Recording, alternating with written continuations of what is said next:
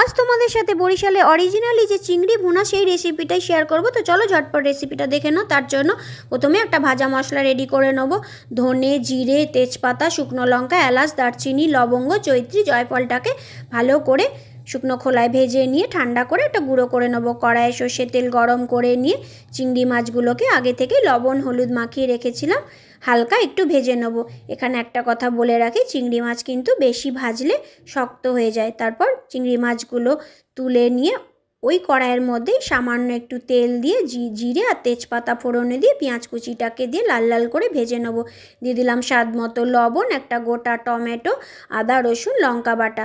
খুব ভালো করে মশলাটাকে কষিয়ে নেবো যতক্ষণ অবধি মশলাটা কাঁচা গন্ধ না চলে যায়। তারপর আমি একটা বাটির মধ্যে জিরের গুঁড়ো, ধনিয়ার গুঁড়ো, লঙ্কার গুঁড়ো আর হলুদের গুঁড়ো মিশিয়ে রেখেছিলাম, সেটা দিয়ে দিলাম। স্বাদের জন্য সামান্য একটু চিনি দিয়ে খুব ভালো করে মশলাটাকে কষিয়ে নেব। এরপর যে ভুনা মশলাটা রেডি করেছিলাম সেটা দিয়ে দেবো ভেজে রাখা চিংড়ি মাছগুলো। চিংড়ি মাছ দিয়ে মশলার সাথে খুব ভালো করে কষিয়ে নিয়ে পরিমাণ মতো জল দিয়ে বেশ কিছুক্ষণ ফুটিয়ে নেব।